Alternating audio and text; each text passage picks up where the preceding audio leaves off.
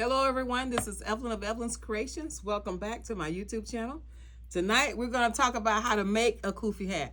We went over how to wear it, but maybe you're one of those fabulous seamsters or tailors out there and you like to make one. So I'm going to show you how to make a kufi hat. All right. So first of all, you're going to measure your head. All right, or measure the head of the person that you're going to be making a hat for. You want to do the circumference of the head, and you're going to measure the head. This particular head is 22 inches. Okay, so if you're going to make a hat for 22 inches, that means you need to cut the pattern to 23¼ inch. You want to make the hat larger than the head. Otherwise, the hat will be too small. So remember this. The hat, I'm measuring the circumference of the head. Okay? So I'm measuring the head, and it's saying 22 inches. Now, it also, on the other side, is in centimeters. So it's 22 inches on one side, and it's 56 inches or 56 centimeters on the opposite side. So if you're making a hat for someone and they send you their measurements, depending on what part of the country they're for or what area of the world they're in, they're not going to give you inches. They're going to give you centimeters. So that's same small head, 22 inches and 56 centimeters. That's roughly is a real elderly person head or it's a child's head. The average head is way more than, it's more like 23 and above. But if they say 22 inches, we do 23. We do 23 inches. We're gonna go a little bit bigger than the head measurement. So we're gonna take the fabric, and we're going to cut this fabric just a shy little bit of the 23 inch. Okay. Now, this is the trick. When you do a kufi hat, you want to get an inch or inch and a quarter larger than the size, and then you want to make sure the width of the fabric is at least 5 inches. 5 inches and the length of the hat that you need. Okay. Now, what happens is when you cut this fabric, the hat needs to have a lining in it. All right, so you take a fabric and you make a lining. Just for instance, we're going to take this piece of cloth and you want to do a lining in it. Now, when you cut the lining, always cut the lining larger than the fabric. You say, why do you do that? Okay, there are some fabrics that you may make a kufi hat, and when you take it inside out like this and you press it, the fabric is going to stretch. So you want to always, if you're making a kufi hat, unless it's the exact same type of fabric that you're making the lining, you want to always cut your lining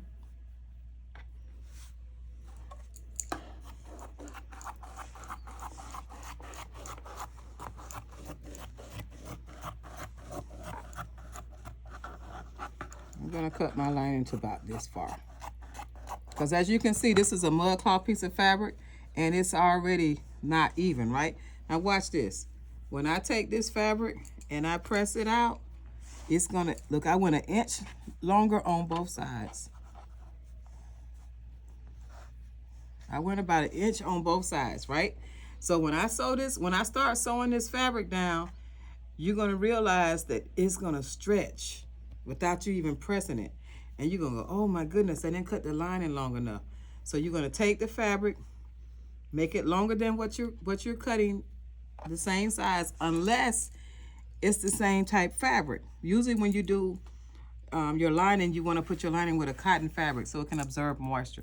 This is a cotton African print fabric.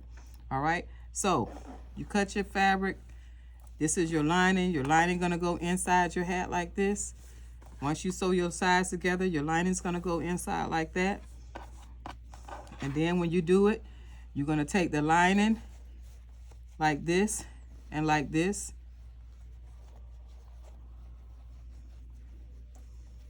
And then you're going to sew your 5/8 seam straight like this onto your lining. If you already know how to sew, you can understand what I'm saying. If you don't, then you have to come back and we'll do a whole beginner's class on sewing. But this is for someone who already know how to sew and they may just don't know how to make a kufi. Remember, we got all this excess, but once you press it out, it's going to be the same length as the fabric.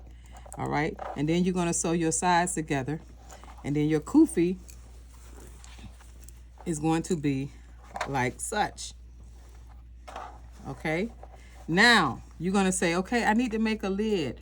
Once you make that kufi and it's like this, and you've already cut the bottom, now you want to make the top, and you got, say for instance, a mud cloth fabric. Now this is a mud cloth fabric, and this is also something that you can do if you're running out of fabric and you just want to make a kufi hat out of your remnant. Okay, so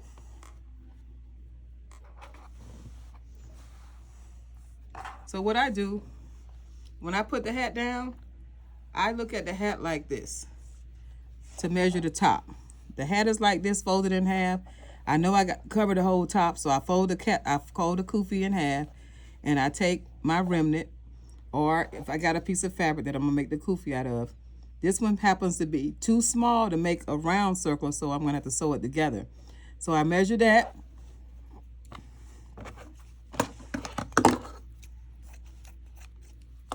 Cut that.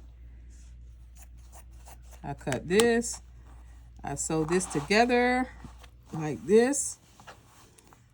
Excuse me. And then I'm just gonna curve it like this. Curve it like, curve it here, over here. And then when you have your kufi standing up, you turn the wrong side inside, and then you're gonna have this on the outside, and then you're just gonna put a pin on 4 corners, one in the front, one in the back, and one on each side. So when you turn that hat over, it's gonna have a nice lid. Now the same for a mud cloth fabric. The mud cloth fabric, unless you want a lot of waste, you're gonna take this small piece that you cut off of, and then you're gonna take it just like we did that piece, and you're gonna do it like this. Now don't be afraid, because mud cloth is always sewn together like this anyway. Okay, it's always sewn together in panels like this. So don't feel bad if you gotta cut a piece and make your lid for your hat or your purse or, you know, your pocket or whatever. So then you take this, just like you do that. Remember, this fabric is gonna stretch once you start sewing it. And then you cut your edges like this,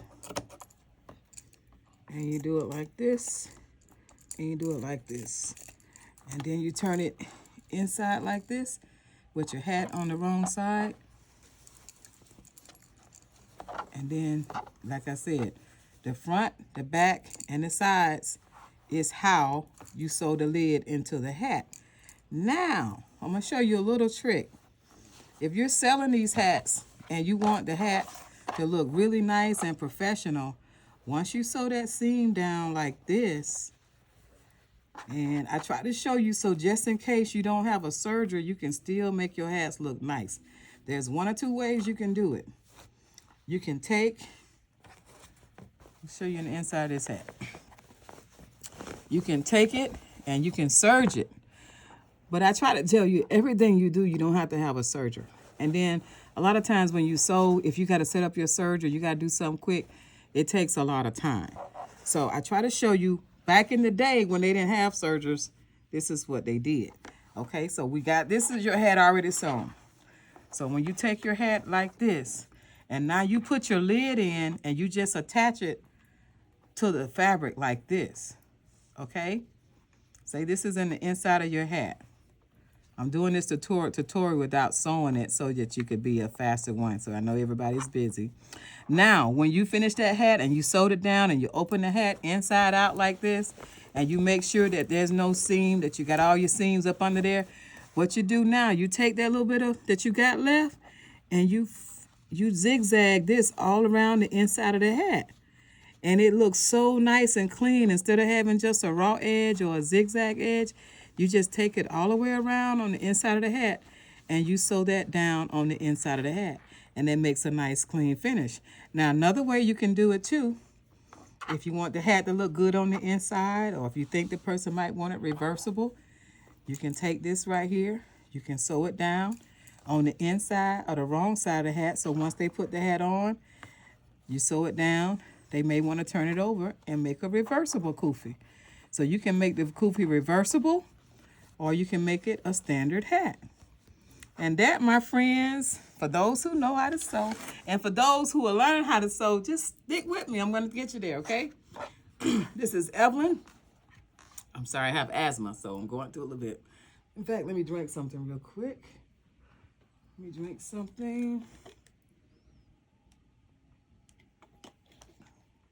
So, back to you now. If you want to sew for more people, or you want to make a living, or you want to make some money, people always love kufi hats. Kufi represents, you know, peace and harmony. But to get them to come back, unfortunately, when people buy something from someone that make it, they are a lot more critical, and they go inside the seams and they look inside the seams and they find something wrong with it. If they buy something from the store, they never go inside the seams. But just to keep it cool and get better and charge more, you just take that extra 2 minutes and you sew it down like that. And any remnant you got left, we call it treasures, you put it on the inside.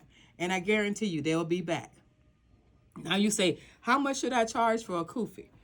For a handmade kufi, you can charge anywhere from $25 to $40, depending on the fabric. So don't sell yourself short. You got to have machines, you got to have skills, and you got to get them to come back. So once they wear that kufi, they're going to get so many compliments, they're not going to keep wanting to wear the same hat. Again, this is Evelyn at Evelyn's Creations. Love you creators out there. Like and subscribe, share with a friend. Leave me some comments. If you want to buy some fabrics, just hit me up. And we're in front of my African fabric store, so we have thousands and thousands of fabrics. A kufi hat, 1 yard of fabric can probably make you maybe 8 kufi hats. So 1 yard of fabric, 8 kufi hats, $25. That's $200. You can get rich sewing. Trust me. Evelyn's Creations at evelynscreations.com. Bye-bye.